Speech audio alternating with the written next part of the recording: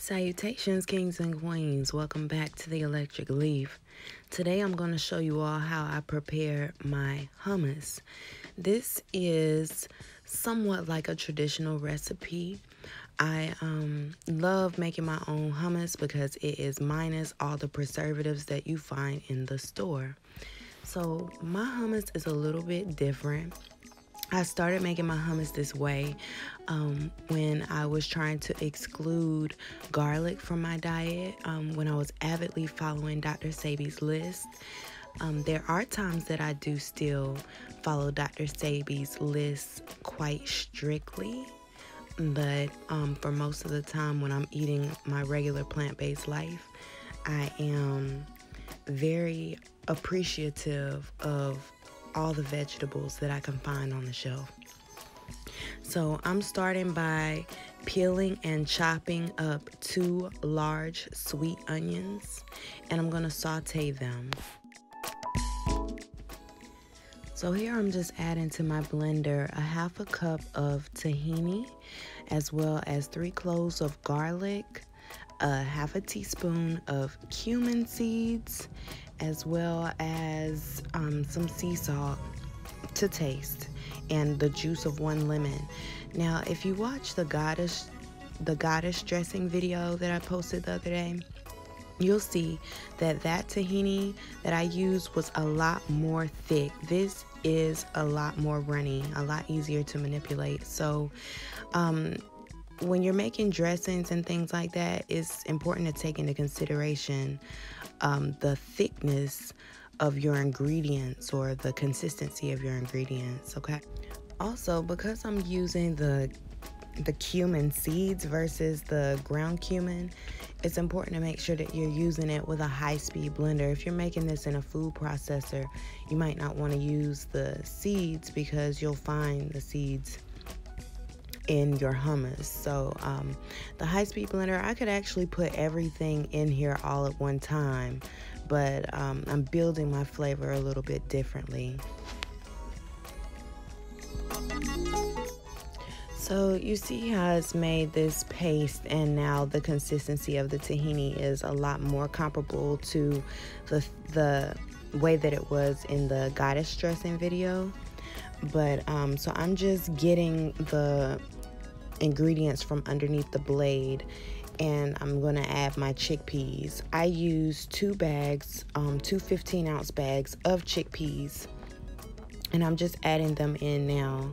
And I'm going to also add in a 1/2 cup of olive oil.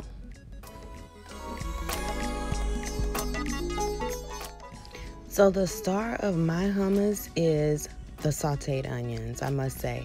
I started making my hummus this way when I was an avid Sabian, and I was following Dr. Sebi's list to the T, or as closely as I possibly could for my area and my food availability. But I started adding in sautéed onions, and I tell you, it just really makes the flavor, it puts the flavor level on a whole different level. So it's an ingredient that I'll continue to use. So for those of you who are still following Dr. Sebi's list, which I do too sometimes, so and you don't want to use the garlic, these onions, I'm telling you, like, season your onions, saute them up, add them to your hummus, and I promise you it will be the bomb. You won't even miss the garlic if you're not a garlic lover. So I'm adding a 1/3 cup of agave, and I love the way that the agave plays with the cumin. And I always love to add the agave. It just does something different to the flavor. Also, sometimes I leave out the cumin because sometimes I'm not in the mood to taste the cumin. Sometimes the cumin is love. It tastes like love, and sometimes the cumin tastes like aggravation.